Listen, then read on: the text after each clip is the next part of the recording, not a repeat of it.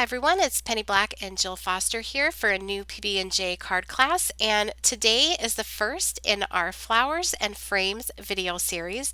And here is a look at the card that we'll be creating today. It's a very clean and simple card. You can stamp any sentiment on the inside of your card and it's really fun to create. So I've prepped all of my items in an envelope.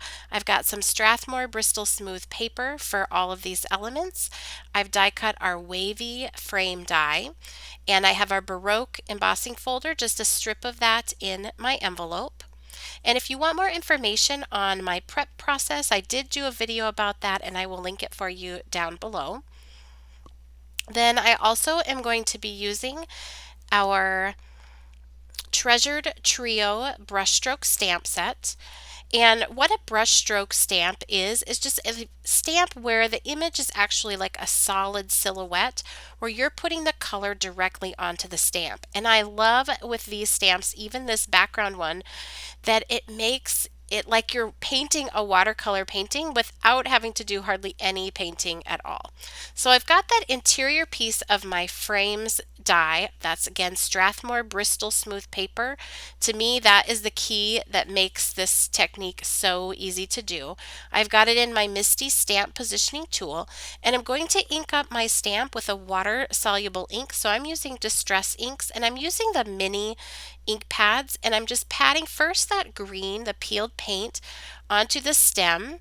And then I will also grab, let's see here, some forest moss and just put a dab of that on the stem and the leaves. I'm going to lightly mist that with just water and stamp it onto my paper. And that's the interior piece from that frame die. Now I do have a paintbrush with a little bit of water and a paper towel handy. So right after I stamp, I just very lightly smooth out any areas. So this makes it so you don't have to mist anything perfectly. You can always just go and blend a little bit and it is perfect. It looks like you spent all this time watercoloring this and you don't have to. It's really fun. So now I'm moving up to the top part of the flower. I cleaned off that ink from down below, and I'm going to ink that up with my Distress inks, my mini ink pads.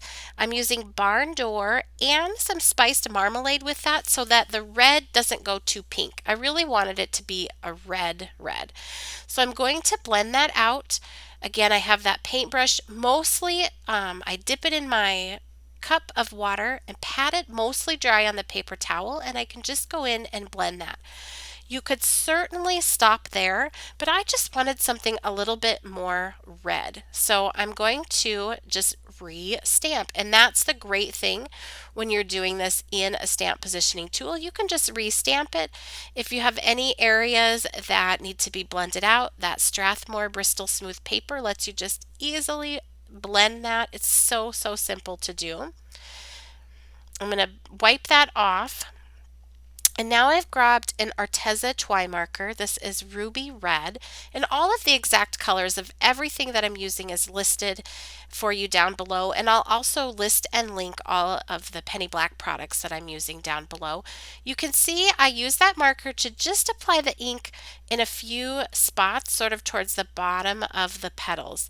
I lightly misted it with water, and then I'm going to go back in and blend that.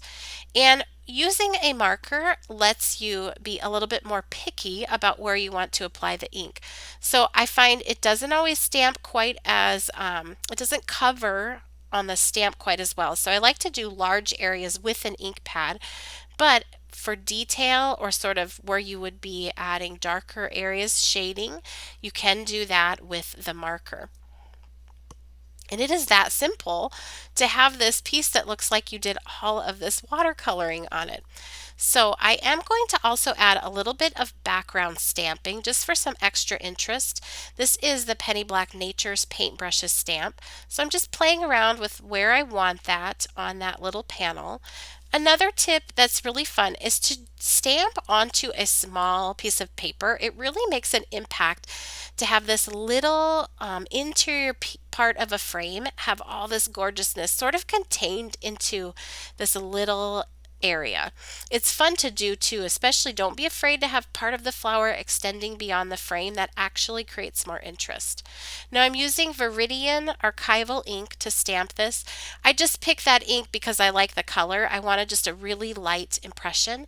And now I'm going to use an ink blending tool and a foam pad and distress ink in the color of Evergreen Bough to just lightly ink over the top. I did make sure that everything was dry before doing this so that I didn't smear all of my stamping all over the place.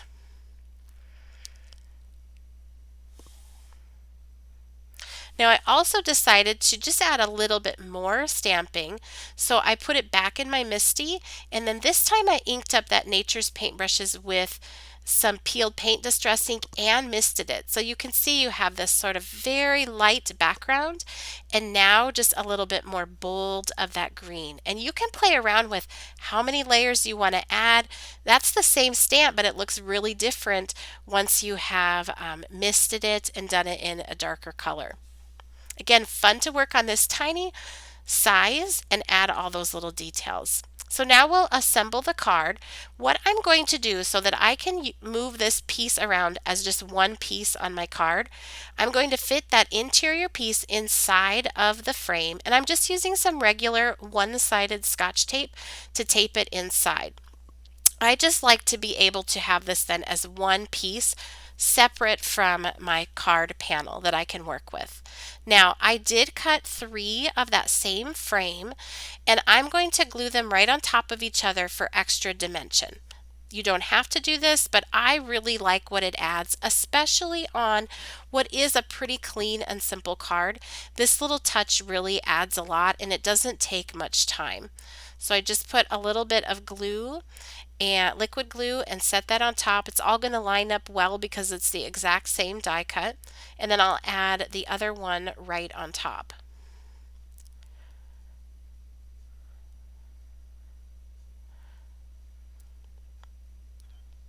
And then I can have this as just one piece. And another reason I wanted this as just one separate piece from the card panel is I do want to wrap some twine around it.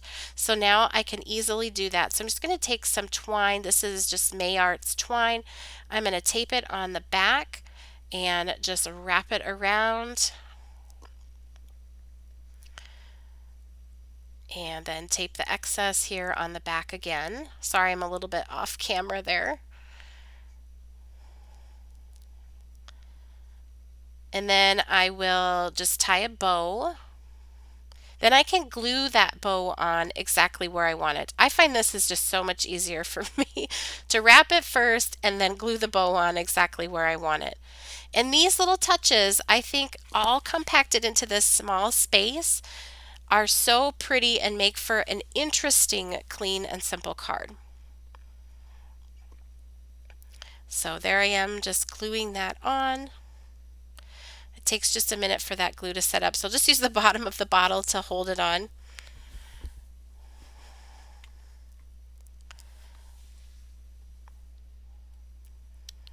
Then here I have that Baroque embossing folder, just a strip of that. A little bit goes a long ways.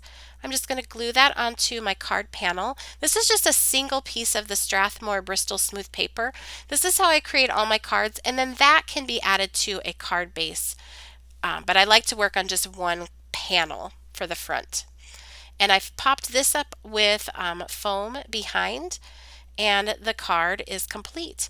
This is a really fun sketch to follow, especially if you want to do some stamping in like that tiny little space. It gives a whole new look to your stamps.